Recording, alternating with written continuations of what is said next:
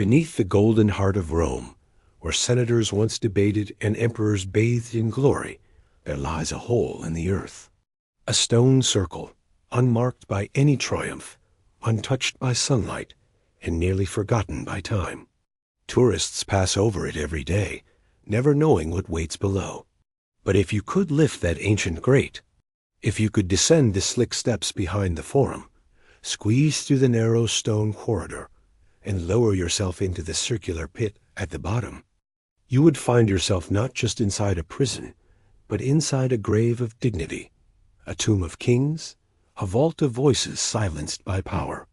This was Mamertine Rome's pit of no return, its engine of silence, its invisible guillotine, built not to confine the guilty, but to erase the unforgettable.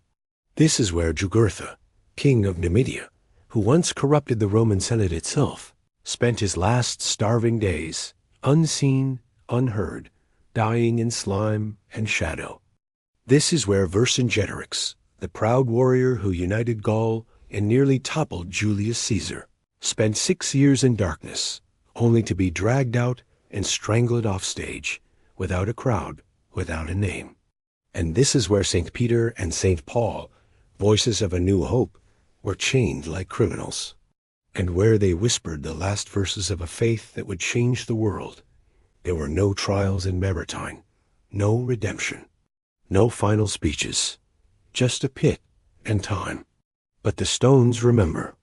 And if you listen closely, in the silence between your own thoughts, you might still hear them. Before you judge them, walk with them. Before you forget them, hear their stories.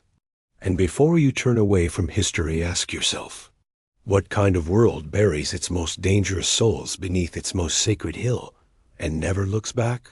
Subscribe to this channel to uncover the untold stories buried beneath civilization's surface.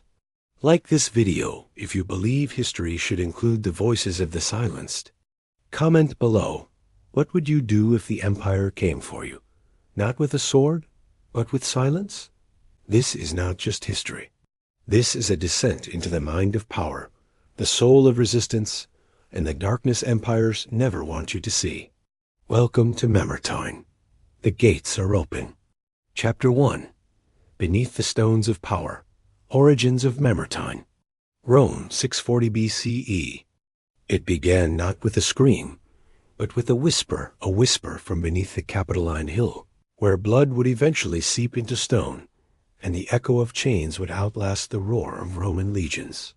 Here, beneath the very heart of Roman authority, the Mamertine Prison, originally known as the Tallianum, was carved into the earth like a wound. And like any wound on the body of empire, it festered. Built by Ancus Marcius, Rome's fourth king, the Tallianum was never meant to rehabilitate. It was meant to contain, to disappear, and above all, to punish. No glorious battlefields, no senators, no orators here, only silence and rot. The prison rested just beneath the Comitium and the Roman Forum, placing the suffering of its inmates, quite literally, under the feet of power. Unlike today's towering penitentiaries, Mamertine was small 2 chambers hewn into the bedrock. The upper chamber was bad. The lower chamber was hell. The Tallianum, the lower level, was a dark circular pit accessed only by a hole in the ceiling. The word itself derives from the Latin tullius, which may mean a spring referring to the fetid underground stream that flowed through the cell, sometimes flooding it. It smelled of mildew, excrement, fear, and death. There were no windows, no fresh air, no room to stand fully upright. It was designed to crush the spirit as much as the body. This place, Rome's first and most notorious prison, was not a place of long sentences or second chances. You didn't live in Mamertine. You awaited death in Mamertine. In time, the prison became both feared and revered. Generals, kings, saints, and rebels passed through its jaws. And unlike modern prisons, Mamertine was rarely used for common criminals. It was reserved for the high-profile, the dangerous, the symbolic. In a city obsessed with spectacle, Mamertine played a deadly supporting role in the theater of Roman justice. The very location of the prison, buried beneath temples and tribunals, was intentional. As one senator once wrote, "Let the condemned remember that even in the belly of the earth, the eyes of Rome looked down upon them." But what was it like for the first souls to enter that pit? Imagine being lowered by ropes into the darkness. You hear the heavy scrape of a stone being pulled across the entrance above your last light. The air is thick and wet. You can't breathe deeply. Around you, the walls sweat with slime. Rats scurry in the corners. Water drips from the ceiling. Somewhere, someone is muttering in delirium. There are no guards here, no torches, just blackness and the crawling time until you die. The earliest prisoners were not petty thieves, but traitors and foreign kings. Rome, ever conscious of its image, did not always want blood on the streets. Executions could be Nazi, but in Mamertine, death was quiet, dignity stripped away. No crowds, no protests, just the final humiliation. This was the fate of Jugurtha, the king of Numidia. This was the fate of Vercingetorix, the last hope of free Gaul. This was even the fate of St. Peter and St. Paul, whose deaths would become legend, but whose suffering began here, in the dark. The Mamertine was a mirror of Roman justice, efficient, symbolic, and terrifying. Where the Colosseum thrilled crowds with visible violence, Mamertine punished behind the curtain. But it was no less cruel. In some ways, it was worse. Because the mind can survive much, but not the soundless descent into a hole, where hope is the first thing to die. And as the empire grew, so too did the hunger for examples. Mamertine fed that hunger, one corpse at a time. It was not a palace. It was not even a prison in the conventional sense. The Mamertine, more properly called the Tullianum in its earliest days, was something more primitive, more ancient, more visceral. It was not built to correct, or even to contain, but to erase. It was Rome's answer to the question, how do you make someone vanish in the center of the world's greatest city? You built downward. Beneath the Capitoline Hill, one of the legendary 7 hills of Rome, the Tullianum was etched into volcanic rock. The prison had only 2 chambers, an upper and lower, stacked like coffins. The structure was minimal, but its effects were maximal. The upper chamber, the holding cage. The upper room was relatively modest in size, about 10 feet by 20 feet, with thick tufa stone walls and a low ceiling. It was just large enough to hold several prisoners standing, chained to the wall or one another, but not enough space to sit or lie down with comfort. The floor was cold and damp year-round. There were no beds, no latrines, only a sloped floor and a drain hole that fed into the Cloaca Maxima, Rome's great sewer system. Food, when it came, was passed through a slot or brought in by a jailer, who rarely spoke and never lingered. There was no natural light. A single torch, mounted high on the wall, cast long, flickering shadows across the faces of the doomed. Some scratched messages into the walls. Most simply stared at nothing. For in this place, time ceased to exist. The upper chamber served as a transitory space, a holding zone for those awaiting trial, or worse, their descent into the Tullianum proper. That descent came in the form of a circular stone aperture, in the floor little more than a manhole. Once opened, ropes would be fastened under the prisoner's arms, or around the torso. Then, with the effort of 2 or 3 men, the prisoner would be lowered into darkness.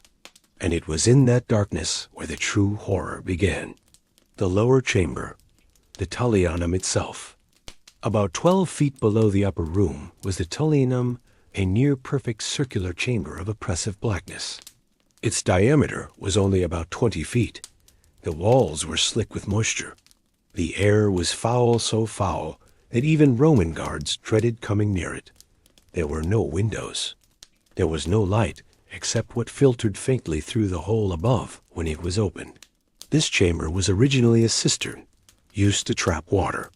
Ironically, that origin would come full circle, for many who entered here died of thirst or drowned in filth. There was no door, no staircase, no ladder. Once lowered into this pit, there was no way out without external help. The only other opening in the chamber was a small drainage tunnel connected to the sewer system, allegedly used to flush out waste or bodies. At the center of the floor, an ancient spring bubbled faintly. This spring was originally used as a water source. Later, it would become a method of execution. For some, the spring was the only water they had. For others, it was their last bath before the water slowly rose and suffocated them. The tullianum was not large enough to pace. Prisoners would either sit or lean against the wall. There was no light, no sense of day or night. The body would cramp. The mind would rot. Delusion set in after only a few days.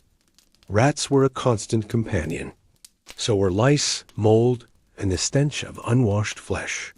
At times, prisoners were kept in total isolation. At others, multiple bodies were lowered into the pit, often men who had once sat across from each other in the Senate, now shivering side by side in their own filth. According to the Roman historian Sallust, the air was so foul and stifling that prisoners could not last long. And that was the point. For in Rome, the act of executing someone was not always swift. It was psychological warfare.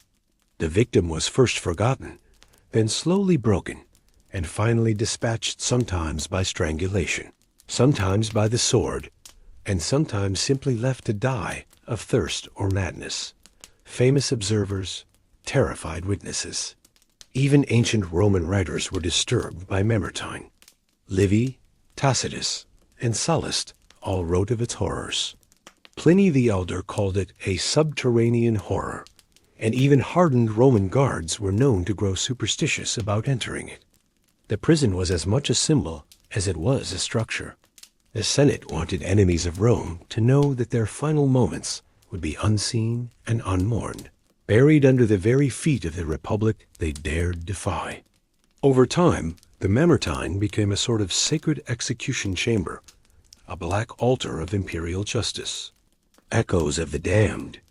And yet, some who descended into Mamertine left their mark. Scratched onto the walls of the upper chamber were names, curses, prayers, final acts of rebellion by men who would otherwise be erased from history. A few of these markings survive today, hidden beneath centuries of dust and stone. Christian tradition holds that St. Peter, while imprisoned here, struck the wall and caused a spring to emerge, with which he baptized fellow prisoners before his martyrdom. Whether fact or myth, the story is a powerful one, a testament to hope in the darkest place in Rome. Purposeful design. Unlike later European dungeons, which were often haphazard or improvised, the Mamertine was deliberately designed. Its creators knew the psychological toll it would exact. Every stone was meant to dehumanize, to reduce men of stature to weeping shadows. There was no courtroom attached, no formal cell blocks. It was not a prison system, it was a final destination. The unchanging darkness. Across the centuries, the Mamertine changed very little. Later emperors, including Augustus and Nero, occasionally expanded its use or cleaned out its contents, but the basic structure remained untouched.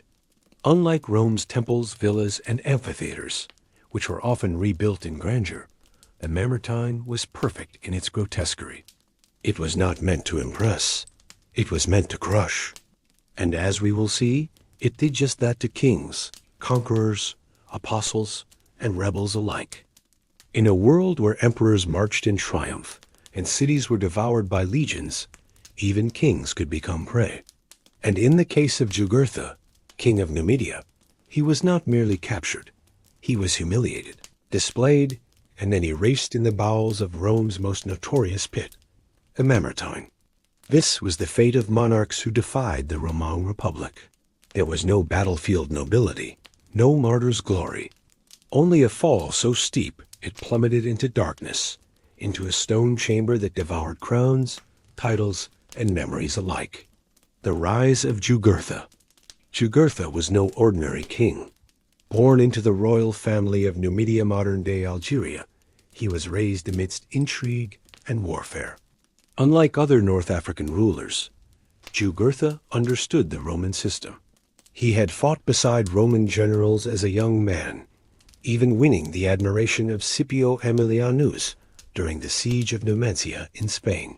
He learned Latin, adopted Roman tactics, and studied the psychology of his so-called allies.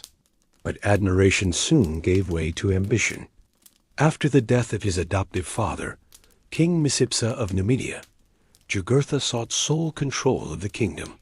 He assassinated rivals, bribed Roman officials, and manipulated Rome's notoriously corrupt Senate.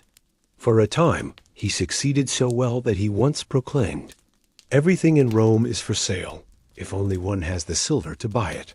It was a bold statement, and one that would come back to haunt him. As Jugurtha continued his bloody consolidation of power, public outrage in Rome grew.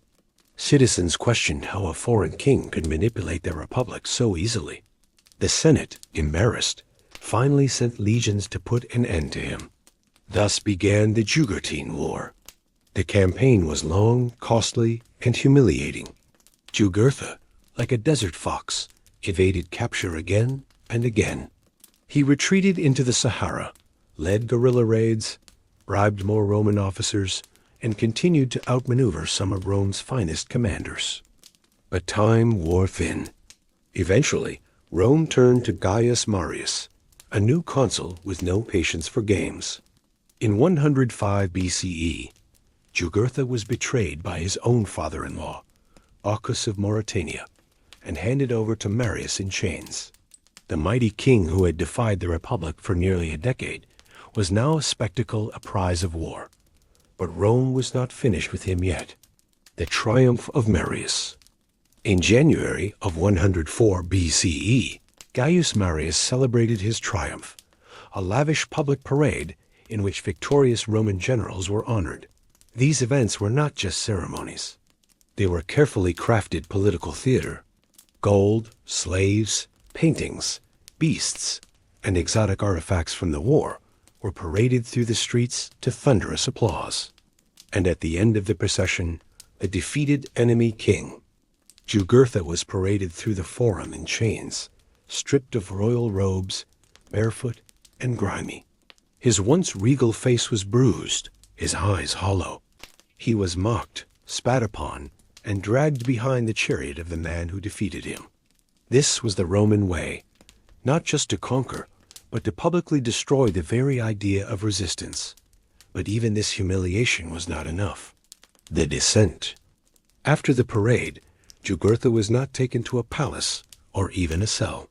He was led through the crowds to a grated entrance behind the Curia Julia, where a heavy bronze door opened into stone. A stairwell led down into the Mamertine Prison. There, Jugurtha was stripped one final time of clothes, chains, and dignity. Roman guards lowered him into the Tullianum, the lower chamber of the prison, through the infamous hole in the floor. It was utter darkness, no air, no room to stand. The stagnant water clung to the walls like breath from a dying mouth. Sallust, the Roman historian who wrote the Jugurthine War, described the moment with poetic cruelty. In the prison called the Tullianum, there is a place about 12 feet underground. It is secured on all sides by walls, and above by a vaulted roof of stone.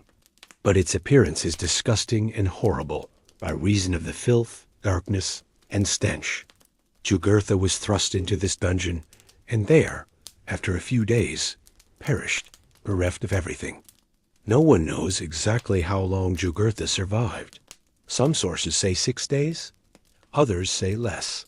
He was left without food or water. Rats chewed at his skin. The dampness invaded his lungs. He may have cried, he may have raged, but no one heard. There was no executioner. The prison itself killed him. The once great king, who had once bent Roman senators to his will, now died nameless and alone, covered in slime, beneath the earth he once defied. The message to the world. Jugurtha's death in the Mamertine was not just justice, it was a warning.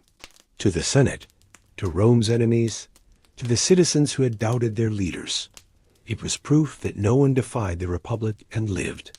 And yet, the cruelty of his end sparked quiet reflection in some corners. Not everyone in Rome celebrated.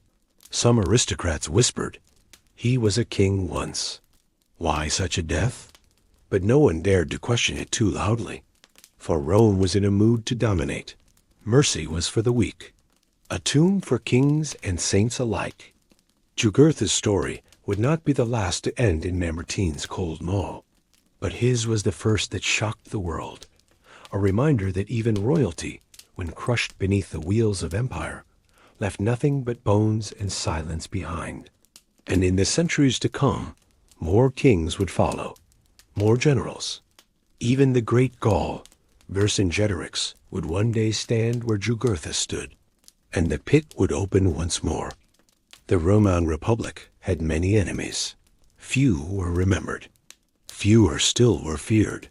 But one name made even Julius Caesar hesitate, a name that stirred tribal pride in the hearts of Gauls and bitter respect among Rome's legions. Vercingetorix. His name meant king of great warriors. And though his rebellion would ultimately be crushed, the magnitude of his resistance and his humiliating end in Mamertine Prison would echo for millennia. It began in 52 BCE. Rome was expanding north, hungry for new territories, and Gaul, modern-day France, stood in its path.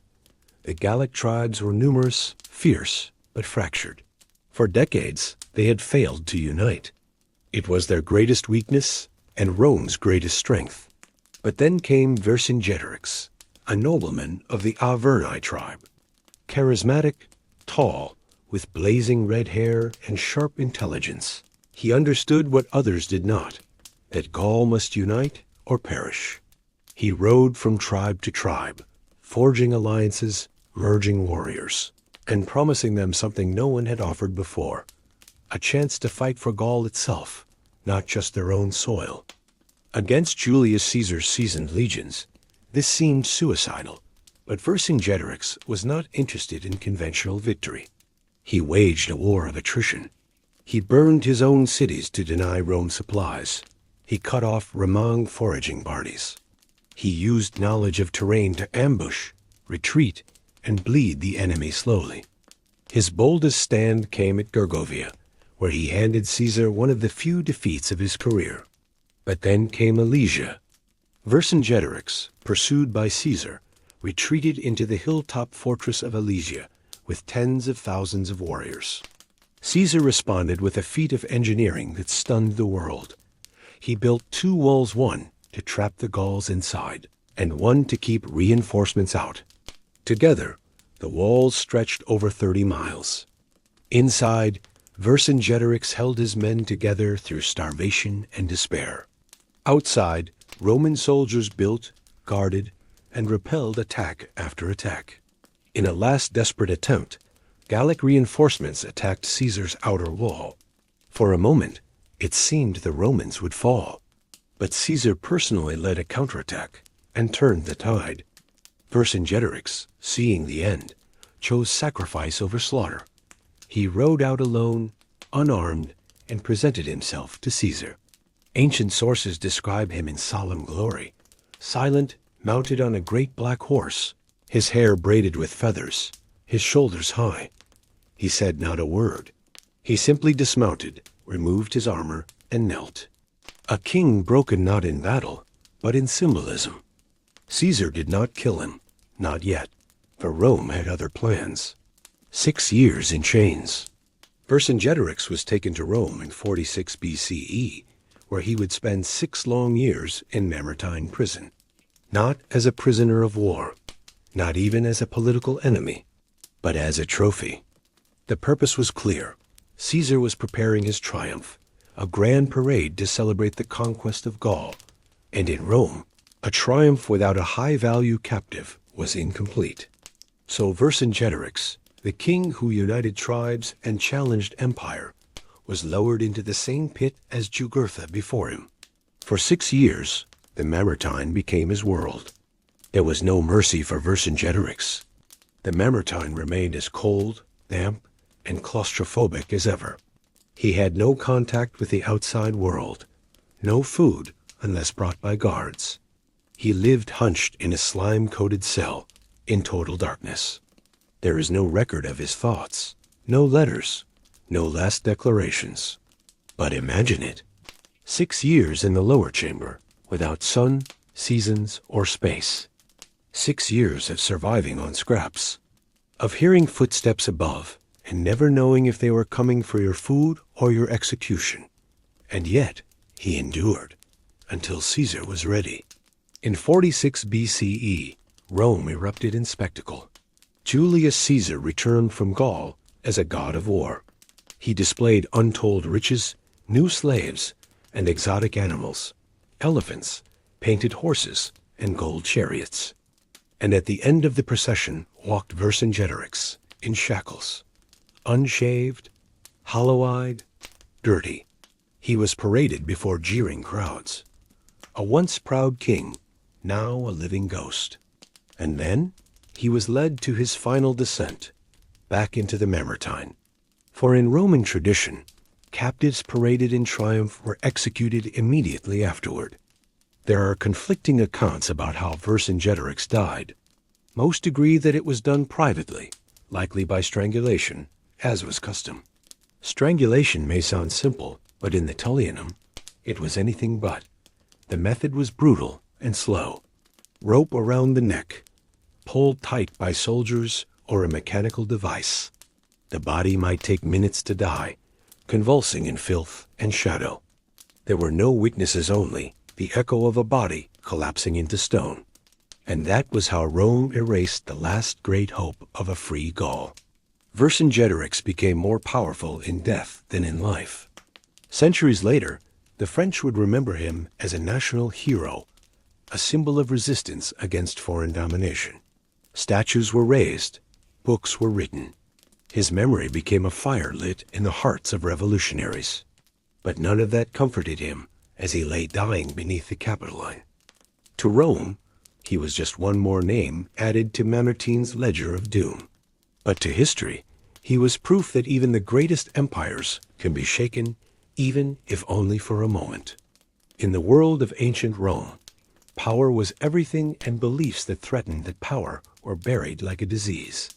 By the 1st century CE, a new faith had begun to spread from the dusty outskirts of Judea into the very arteries of the Roman Empire. It was not welcomed. It was dangerous, because it demanded allegiance to something greater than Caesar. And so Rome did what it always did with threats. It locked them away deep, underground, beneath temples and tribunals. And in this darkness, two of the most influential men in human history, Peter and Paul, awaited their deaths, not in glory, but in Mamertine. To the Roman elite, Christianity seemed like a foolish Eastern cult. Its founder, a crucified criminal. Its followers, poor fishermen and slaves. Its teachings? Love your enemies. The meek shall inherit the earth. Turn the other cheek. In a society built on strength, pride, and domination, such words were not just absurd, they were treasonous. Christianity spread not through temples, but through whispers in dark alleys, in catacombs, in homes of widows and merchants. It reached Rome by the 40s CE, and by the 60s it had gained just enough attention to become a problem. The Emperor Nero, in a desperate attempt to deflect blame for the Great Fire of Rome in 64 CE, pointed his finger at the Christians. The persecution that followed was savage and symbolic, and at the heart of it were two men, Peter the Apostle and Paul of Tarsus. By 64 CE, both men were in Rome. Paul had come willingly, appealing to Caesar as a Roman citizen after his arrest in Judea. Peter had come earlier, likely to minister to the underground Christian community in the capital. When Nero's purge began, Christians were burned alive, crucified, or fed to beasts. Peter and Paul were among the most prominent arrests. But because of their stature, Peter as the chief apostle, and Paul as a Roman citizen, they were given a special place of imprisonment. They were taken to Mamertine. Even Nero knew If you wanted to make a statement, you put your enemies in the belly of the empire, beneath the forum, beneath the Capitol, beneath history itself. Life in the pit of martyrs. It is said that both Peter and Paul were imprisoned in the lower chamber, the Tullianum, a hole in the floor. No light, no air, no hope. Paul, who had once been a Pharisee and Roman citizen, was now shackled to the wall, whispering letters to his followers. Peter, the rugged fisherman from Galilee, knelt in prayer on the slime-coated stones. But the darkness did not silence them.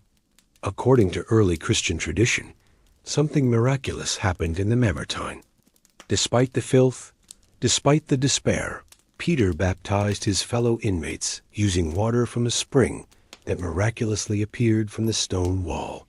Some claim he struck the rock like Moses in the desert. Others say it was the power of faith, turning a cursed place into holy ground. This spring still exists today in the ancient ruins of Mamertine. Pilgrims come from around the world to touch the water that once quenched the thirst of saints. They sang hymns in the dark. They encouraged the others. They converted even their jailers. From the pit of death, hope leaked through like sunlight through cracks in a ceiling. Their execution. Eventually, the day came. Paul, being a Roman citizen, was given the dignity of execution by beheading. He was taken outside the city walls and struck down cleanly. Peter, a Jew and non-citizen, was condemned to crucifixion, but he famously asked to be hung upside down, declaring that he was not worthy to die as his Lord did. Their deaths were brutal, but their legacy was unstoppable. The pit that had silenced kings now could not silence two men who wielded no sword, held no political office, and commanded no army. The empire that built roads and conquered the world had failed to stop an idea born in a stable and carried on. Fishermen's backs. A prison becomes a shrine. In the centuries that followed, as the Roman Empire turned from persecutor to protector of Christianity, the Mamertine prison became more than a place of death. It became a sanctuary. Pilgrims came from across Europe to kneel where Peter once wept, to drink from the spring, to whisper prayers where Paul had once whispered scripture. Altars were raised, crosses carved. The darkest hole in Rome became one of its most sacred spaces. It was a transformation so profound, so poetic, that even emperors would one day bow their heads inside the place that once held their enemies. A message echoing in stone. It's easy to forget, in the modern world, that every belief we hold dearly once cost someone their life. Mamertine wasn't just a prison. It was the grinding engine of empire, a stone-throated voice that said, "Obey or disappear." But Peter and Paul did not disappear. Their voices still echo, not just in Scripture, but in the very stones of Rome. From the outside, Mamertine was silent. There were no screams, no shouting, no smoke rising from chimneys, no clanging of iron doors like in modern jails. It was invisible from the forum, inaudible beneath the courts and temples of Rome. It was a wound that didn't bleed, a mouth that swallowed but never spoke. But inside, beneath the stone, beneath the power, was a world of suffering unlike any other.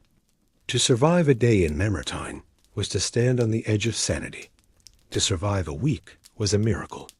And for those who spent months or years there, life became something twisted, something primal. This chapter is not about famous names or noble causes. This is about the daily life of the forgotten, what it meant to wake up, to breathe, to eat, to not die, in Rome's most horrifying hole. Mamertine was not a prison by today's standards. It was not designed to contain hundreds. There were no organized cells, no courtyards, no exercise time. It had two rooms, the upper and the lower, and both were designed to degrade. The upper chamber was small, dim, and crowded. The lower chamber, the Tullianum, was pure darkness. It was roughly 12 feet underground, a cramped, circular room with slick, curved stone walls and no source of light. Once the stone hatch above was closed, the world vanished. Prisoners were lowered in like objects through a narrow hole in the ceiling. There was no door, no ladder, no escape. Inside, there were no torches, no windows, no airflow. The walls perspired with moisture. The floor was often muddy, sometimes flooded with wastewater from nearby sewers. The spring that trickled from the wall may have once been a clean water source, but in times of disrepair, it was foul and brackish. The air smelled of rot, mildew, blood, and despair. The body reacts quickly to extreme deprivation. Within hours, the muscles stiffen. Within days, infection begins. Prisoners in Mamertine suffered hypothermia. Even in the Roman summer, the pit remained cold and damp. In winter, the temperature dropped enough to kill by chill alone.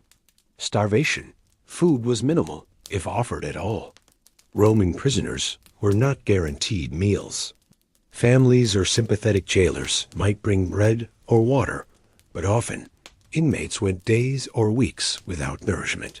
Suffocation. With no airflow and multiple bodies inside, the oxygen would grow thin. Breathing was heavy, strained. Skin infections, lice, open sores, and fungal infections were common. The slime-covered walls and filth on the ground provided no safe place to sleep or sit.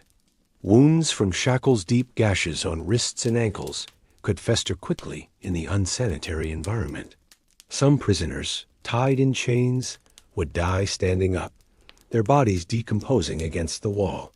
But if the body suffered, the mind suffered more. Mamertine was a space of total sensory deprivation. No sunlight, no fire, no color. Just blackness. Constant blackness. Days and nights blurred together. Time was meaningless. Some prisoners scratched marks into the walls to count days until they lost count. The soundscape was minimal. Water dripping from the ceiling, rats scuttling, distant footsteps above. Sometimes moaning. Sometimes murmured prayers. Sometimes nothing. Prisoners reported hearing voices that weren't there. Hallucinations of light. Imagined footsteps coming to release them. Whispered arguments with shadows. In time, the mind folded in on itself. Delirium set in. Some screamed until their throats bled. Others clawed at the walls until their fingernails snapped off. Most simply curled into the stone and waited to die.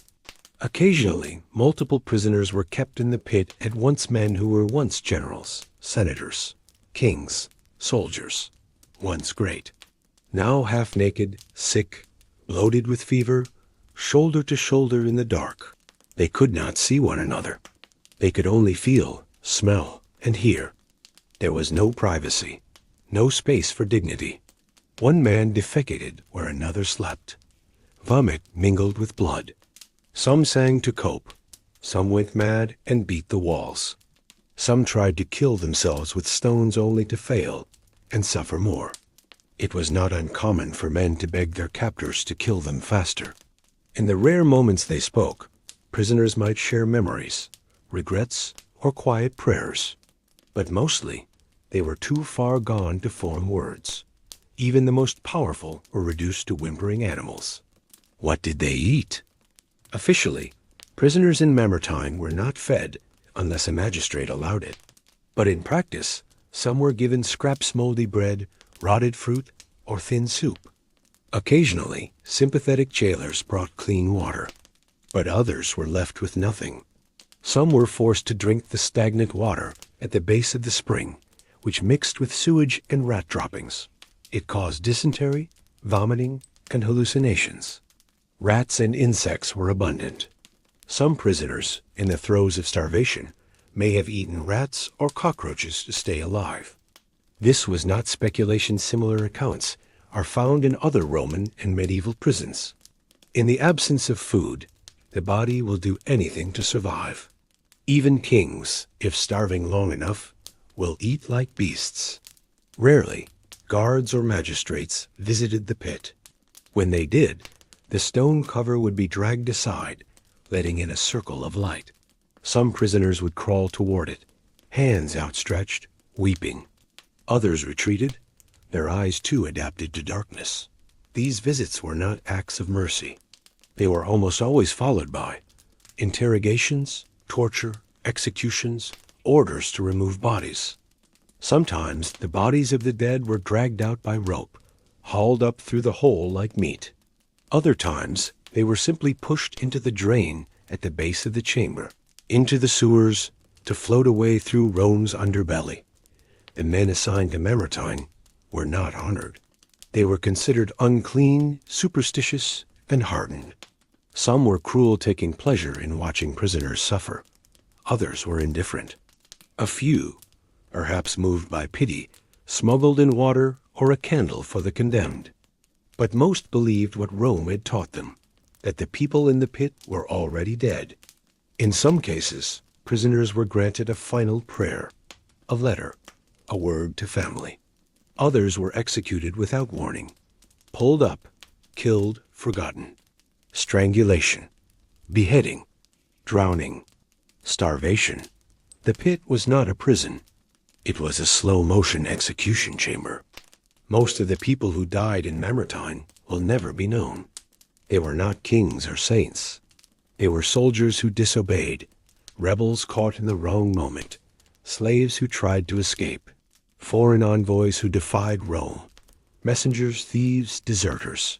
They had names once. But Mamertine was not a place for names. It was a place for erasure. And every stone still holds the memory of 100 whispers, the last words of the condemned, buried where no one would hear. Death was not an accident in Mamertine. It was the point. The prison was never built to reform, rehabilitate, or even to hold the guilty for long periods. It was built to destroy them, not just physically, but psychologically, socially, and symbolically. When Mamertine spoke, it whispered the last syllables of a human life. And every execution that followed had a purpose, political, spiritual, or theatrical. This chapter takes you deep into the final moments of Mamertine's prisoners, when the empire's cold hand delivered its judgment through darkness, rope, water, or blade. Roman executions were never just about eliminating a person. They were about making a statement. Whether a senator, a king, or a revolutionary death was a message. And that message began in Mamertine. Before the execution itself, the prisoner would often endure a waiting period, days, weeks, even months in darkness, unsure of the moment the trapdoor would open and death would descend. During this period, their minds would break down. Some would confess. Others would convert. Some would beg for death before it came. The uncertainty was part of the punishment. When the time finally came, the methods varied, but they always carried weight. 1. Execution by strangulation, the quiet end. The most common method used within the Mamertine itself was strangulation. It was practical, silent, effective. The executioner would descend into the pit, sometimes assisted by a second man. The prisoner, weakened and barely able to stand, would be looped with a cord, rope, or twisted cloth around the neck. No ceremony, no words. The executioners did not always pull from behind. Sometimes the victim was pulled forward, face to face, forced to look into the eyes of death.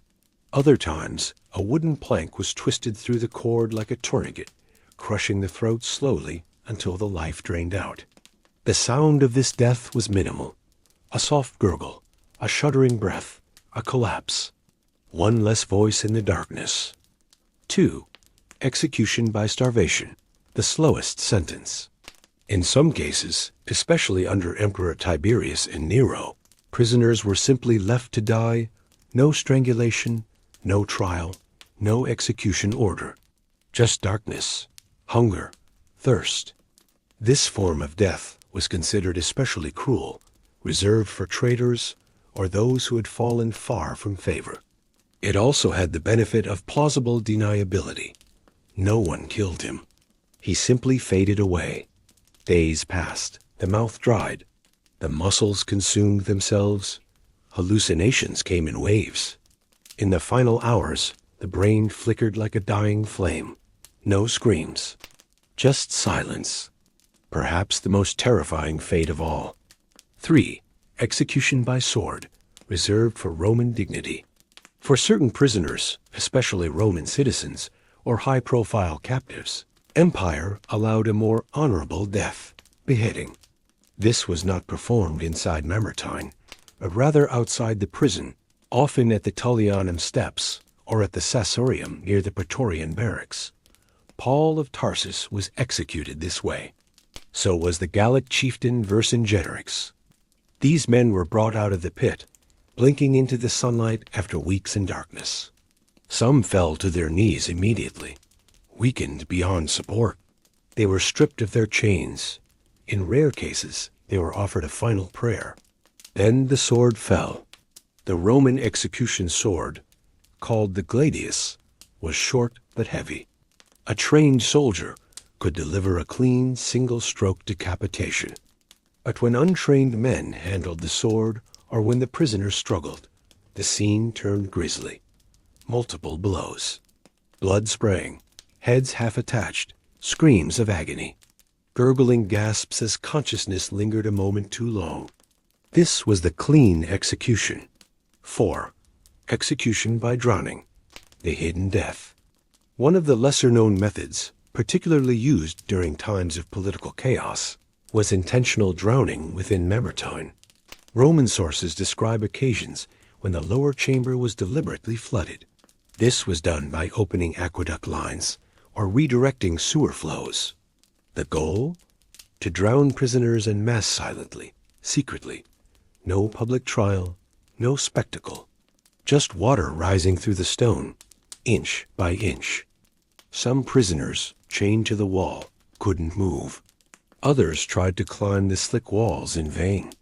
Screaming in the dark, no one to hear. The final breath taken not in fire or steel, but in cold, filthy water. When the water was drained days later, only bloated corpses remained, floating in a pool of sewage and blood. Rome had cleansed itself, quietly. 5. Execution by spectacle, when the pit wasn't enough. While Mamertine was primarily used for secret or dignified deaths, there were times when Rome needed a show. Some prisoners were held in Mamertine only temporarily, then transferred to the Colosseum or Circus Maximus for public execution. Burning alive, crucifixion, mauled by beasts, combat death by gladiators. These events were entertainment, for the state, for the emperor, for the mob. But what made them worse was the transition, the journey from absolute darkness into the roaring sun, from silence into bloodthirsty applause. Many of these prisoners begged to stay in Mamertine, to die in silence. They were not granted that mercy. One of the most famous executions within Mamertine was that of Jugurtha, the Numidian king. After being paraded through Rome in chains, he was lowered into the pit. According to Roman historian Sallust, Jugurtha lingered for several days naked, cold, and starving. Finally, the rope was applied. The irony? He had once been a prince, a warrior, a ruler. He had commanded armies and brokered treaties. In the end, his name was not shouted. His death was not recorded in triumph. He was just another echo in the dark. At the lowest point of Mamertine's Tullianum, there was a drainage hole, a small passageway that led into the Cloaca Maxima, Rome's central sewer system. This is where bodies went when the pit grew full. Once the life was gone, the corpse was dragged, pushed, or dropped through the drain, into the filth, into the underworld, into the bowels of Rome. There were no funerals, no grave markers, no names, just bones rotting with waste, carried away in the current unseen, unmourned, and utterly forgotten. Unless you believe the legends, and yet they remembered. Even centuries later, pilgrims would descend into the remains of Mamertine and whisper the names of those who died there. Not just saints, not just kings, but all of them. Because death in Mamertine did something the sword could not. It turned men into wormings, into echoes that never faded. Rome built empires, but Mamertine built legends by breaking men first. All things wrought even empires, carved in stone. As Rome's glory faded into history, and the thunder of Caesar's legions gave way to silence, Mamertine too began its long descent into obscurity. The pit that once swallowed kings and apostles, where empires judged and executed, did not escape the slow, inevitable crumbling of time. This is the chapter where death goes quiet not by rope or sword, but by forgetting. And in that silence, Mamertine transforms. The fall of the Roman Empire wasn't an explosion, it was erosion. By the 3rd century CE, internal chaos, external invasions, and economic collapse had begun to tear the empire apart from within. Emperors came and went, often assassinated within months of crowning. The Western Empire was no longer a juggernaut. It was a fractured ghost, limping forward through civil war, plague, and rebellion. In this collapsing world, institutions like Mamertine began to lose their central role. The Forum, once the pulsing heart of political life, became a ruin. Senators fled. Soldiers took power, and the sacred prisons of old Rome became outdated relics. The underground pit beneath the Capitoline Hill, once whispered about in fear, now sat quiet. The blood had dried. The ropes hung limp. As the empire waned, a new power surged upward: Christianity. Once persecuted and imprisoned in Mamertine, the followers of Christ now held sway over emperors. By the time of Constantine the Great, Christianity had gone from hunted sect to official religion. And with this shift came a reclamation of memory. The church remembered what Rome tried to forget: that Peter and Paul had been held here, that Mamertine had been the site of suffering and sanctification. So they transformed it. Altars were installed in the very rooms where prisoners had once cried out for mercy. The miraculous spring from Peter's baptism of inmates was enshrined. Pilgrims began to descend the ancient steps, not in chains, but in reverence. What had once been a chamber of despair was now a sanctuary of faith. By the 6th century, Mamertine was no longer called a prison at all. Instead, it became known as the Carcer Tullianum, a place of Christian martyrdom rather than political judgment. The upper chamber was transformed into a chapel dedicated to Saint Joseph and later to Saint Peter in chains. Frescoes were painted over mold-stained walls. Incense replaced the stench of death. Candles lit the spaces once blackened by hopelessness. Visitors knelt where emperors had spat. They whispered prayers where ropes had tightened around throats. And they wept not for the grandeur of Rome, but for the memory of its cruelty. The greatest punishment in Roman history had now become sacred ground: the hidden bones and forgotten names. Still, Mamertine's walls held secrets. Beneath the surface layer of Christian transformation, the bones remained forgotten men who had no altars, no saints to venerate them. Historians and archaeologists discovered scattered skeletal remains in the deeper recesses of the structure. Bodies that had never passed through the Cloaca Maxima. Bones never buried in Roman sarcophagi. Some were broken, suggesting violent ends. Others curled in fetal positions, perhaps starved, perhaps mad, perhaps simply abandoned. Their names are lost. Their crimes unknown, but their presence is undeniable. The pit remembers what history forgets. In the Renaissance, as Rome became the center of Christendom and art, scholars and clerics began to re-explore ancient Roman sites. Mamertine was of particular interest. They were shocked by what they found. The layers of faith hid centuries of imperial brutality inscriptions on the walls, iron shackles embedded in stone, channels carved for drainage of blood or waste, and the notorious hole through which prisoners were lowered. Even then, pilgrims said the air inside was different, heavy, haunted, not by ghosts, but by memory. Pope Clement XI ordered restorations in the early 18th century. The pit was stabilized. Stairs were constructed. The spring of St. Peter was adorned with marble, but no one touched the drain. No one dared seal the hole that once led to death. Mamertine today, a shrine of contradictions. In modern Rome, Mamertine is no longer a prison. It's a museum, a shrine, and a warning. Tourists walk where prisoners once lay dying. Pilgrims touch the spring, light candles, and whisper prayers. School children listen to tales of saints and emperors, of victory and vengeance, of glory and horror. But if you listen closely, as your foot steps onto the ancient stones, you can still hear something. Not a voice, not a scream, but a silence so deep it aches. Because this place, once the end of all things, is now the last place where Rome speaks the truth about itself, not in triumphal arches, but in chains rusting in stone. Mamertine no longer echoes with the sound of executioners. The blood has long since washed away, but its story still pulses. Because Mamertine was never just a prison. It was the soul of Roman power made manifest, its fear, its wrath, its control. And when that power fell, it left behind a pit. Beware the empire that forgets its shadows. Beware the stone that remembers your name. Secrets beneath the stone, legends, myths, and hauntings of Mamertine. In Rome, stories never die. They sleep beneath the marble. They breathe through broken columns.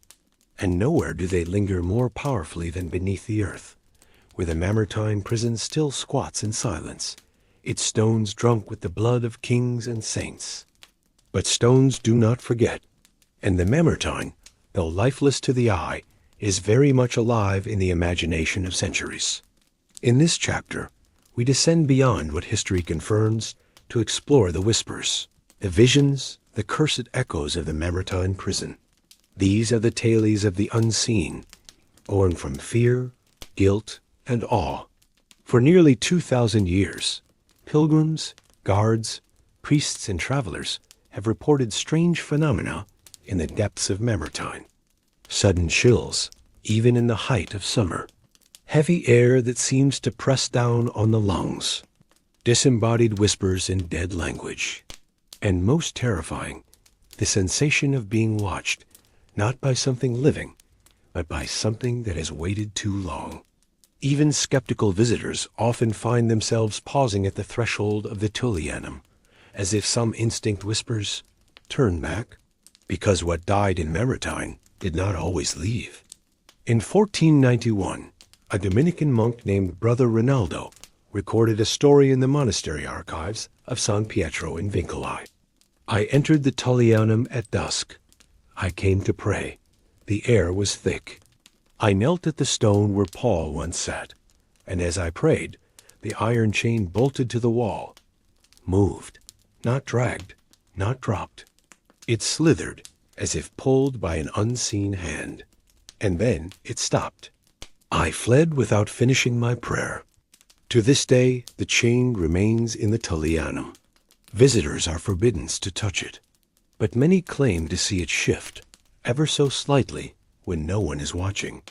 The spring of Peter, holy or cursed.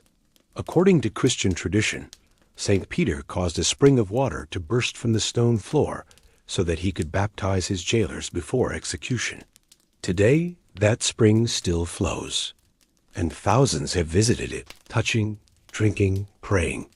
But legends warn that the water is not always clean. In 1734, a woman named Isabella di Faenza claimed to have seen the spring bubble with red as she knelt beside it. Others have claimed the water sometimes smells of iron or becomes cloudy without cause. A few even say that drinking from it without repentance leads to terrifying dreams, visions of drowning in chains, of a dark figure whispering in Latin, of stone walls closing in. Is the spring holy? Or is it something far older, bubbling up from a pit never meant to be opened? This is perhaps the most disturbing legend of Mamertine, one whispered only among old Roman families. It speaks of a man who never died, but who was sealed alive into the very stone of the prison. Some say he was a traitor priest who betrayed both Rome and Christ. Others claim he was a mad senator, cursed by Apollo himself. One tale suggests he was an executioner who refused to kill a saint, and was thus punished by being entombed alive. They say he still waits, buried in the eastern wall of the lower chamber, his soul bound to the rock. At night, if you press your hand against the right section of stone, it is said you can feel a heartbeat. No one stays in that chamber past midnight. The drain at the base of the Tullianum is known as the Clivus Damnati, the drain of the damned. It once carried waste and corpses into the sewers of Rome. But over the centuries, it has become more than a relic. Legends say that once a year, on the anniversary of Rome's founding, the drain screams not the gurgle of water, but the sound of voices crying out all at once. Sometimes it's a wordless wail. Sometimes it is said to be a single Latin phrase. Non sumus obliti means, we are not forgotten. One 19th century Vatican archivist, Father De Luca, documented dozens of such testimonies. He himself claimed to hear it once in 1867. He never entered the Tullianum again. Despite being deep underground, with no natural openings, the Mamertine Prison has had visitors report seeing strange flashes of light flickers along the ceiling or walls, often just as they prepare to leave. Some say it is the ghost of Paul, whose execution was said to have been accompanied by a radiant glow. Others believe it is a warning, a divine flare urging the living to remember the dead. Or perhaps it is just a trick of the eyes, born from fear, fatigue, and imagination. But every year, someone new sees it. A more philosophical legend has also emerged over time, one that suggests Mamertine is not just a prison, but a mirror of Rome itself. When Rome was righteous, the prison held tyrants. When Rome was corrupt, it held the innocent. When Rome worshipped false idols, it killed saints. And when Rome forgot its past, the pit reminded it silently, cruelly. This theory posits that Mamertine is not cursed, but purposeful of balance, a cosmic weight that keeps the scales of power in check.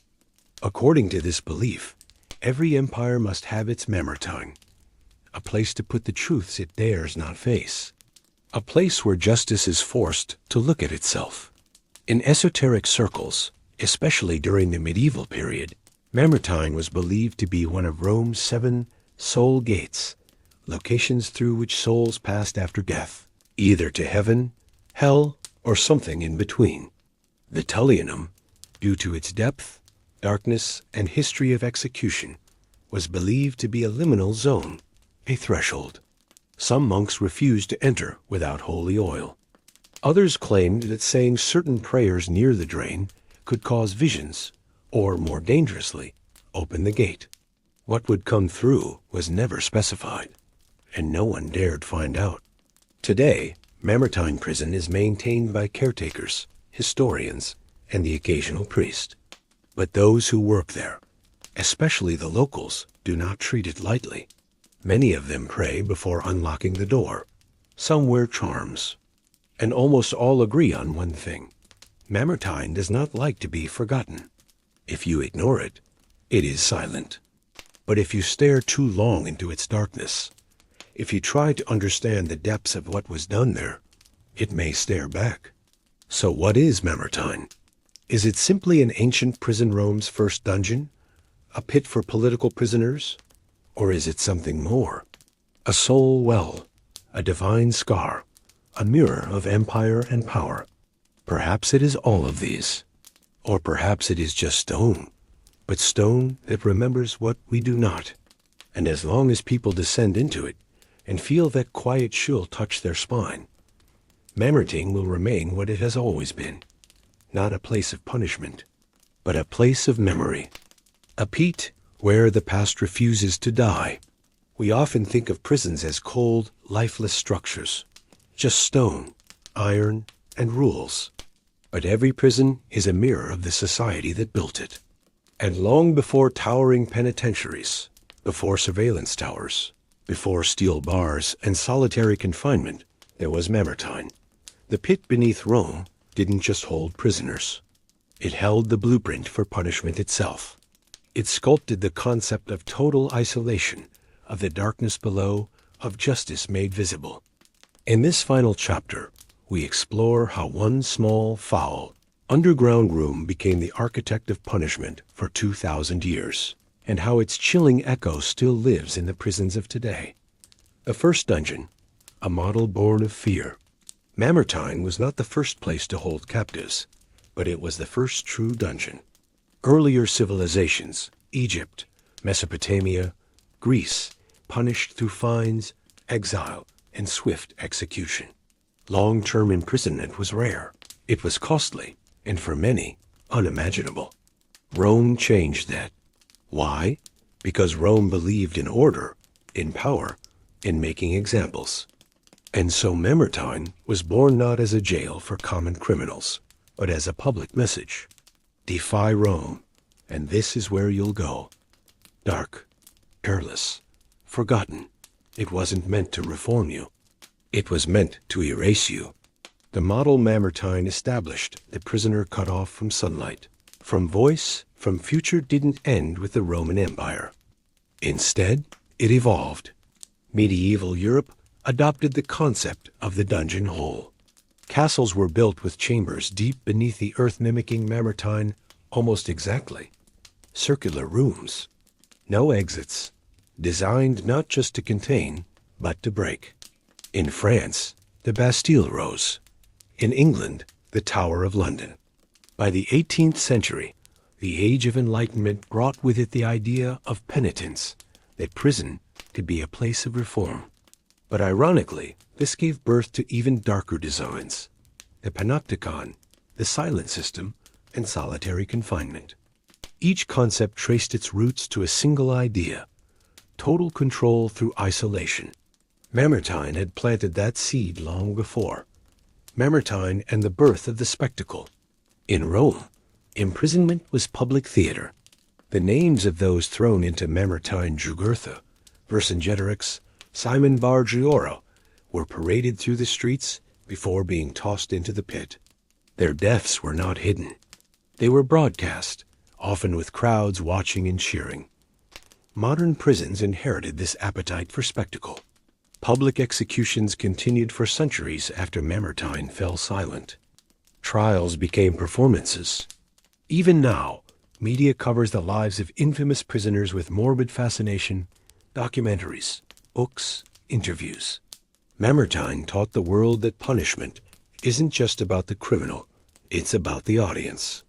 As the Roman model spread through conquest, so too did its idea of prison. The Byzantine Empire copied Mamertine's underground design in Constantinople. Islamic caliphates developed mebas, prisons whose architecture echoed the Tullianum, dark, deep, and hopeless. The Spanish Inquisition used dungeons that were almost direct descendants of Mamertine's chambers, complete with starvation cells and drainage holes. In South America, conquistadors brought Roman-style punishment to indigenous populations. The pit became a universal tool. By the 19th century, Britain's empire had built prison colonies on ships, on islands, in jungles. And though the forms changed, the function remained. Break the spirit. Isolate the body. Control the mind. Mamertine was now global. Perhaps the strangest legacy Mamertine left was the spiritual transformation of the prison itself. It had once been a place of death, but became a shrine because of who had suffered there. This idea that the suffering of the innocent sanctifies a space has repeated through history. The Bastille became a symbol of freedom after the French Revolution. Robben Island, where Nelson Mandela was held, is now a museum. Auschwitz, a site of unimaginable horror, is today a place of mourning and reflection. Mamertine taught the world that even a pit of agony can become a holy place. That prisons don't just hold bodies, they preserve history. Modern echoes. Do we still hear the pit? Walk into a modern maximum security prison. What do you see? Tiny cells. Solitary units. Endless surveillance. Inmates denied voices, identity, or humanity. And underneath it all, silence. Mamertine's philosophy lives on not in the marble of Rome, but in the architecture of fear. Even today, some prisoners are placed in black sites, their names erased, their fates hidden, just like in the days of Caesar. Have we evolved, or have we simply perfected the pit? The Mamertine Prison stands today not as a functioning jail, but as a monument to those who died in it, to those who built it, and to us, those who live with its legacy. It forces us to ask, what is punishment for? Does isolation truly bring justice? Can a place meant to erase become a place that teaches? For in the end, Mamertine was not just a tool of empire. It was Rome's conscience.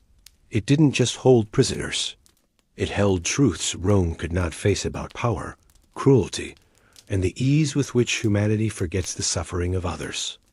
As we close this journey into the Mamertine's depths, listen closely, not with your ears, but with your heart. Because Mamertine is not just under Capitoline Hill. It is within us all in the parts of civilization that choose control over compassion, silence over truth, death over dignity. It stands as an eternal whisper in the stone. You built me. You used me. You buried me. But I am still here, and I remember everything. Thousands of years ago, beneath the shining heart of the greatest empire the world had ever known, Rome dug a pit. And in that pit, they cast the bodies of their enemies. But in doing so, they buried more than flesh. They buried fear, shame, and truth. And yet, the pit still breathes. Because no society can bury its sins forever. Mamertine is not history. It is a lesson, one we must not forget. You've just descended into the darkest corner of ancient Rome, a place where empires ended and legends died. But Mamertine wasn't just a prison. It was a message carved into stone, a mirror showing us the brutal truth about power and punishment. The question is, have we really moved on? Or do we still build our own pits, just cleaner, quieter, and far more hidden? If this story made you think, share it with someone who still believes history is just dates and names. Like, comment, and subscribe for more long-form truths that uncover the forgotten corners of human history. And remember, the past doesn't stay buried. It just waits to be remembered.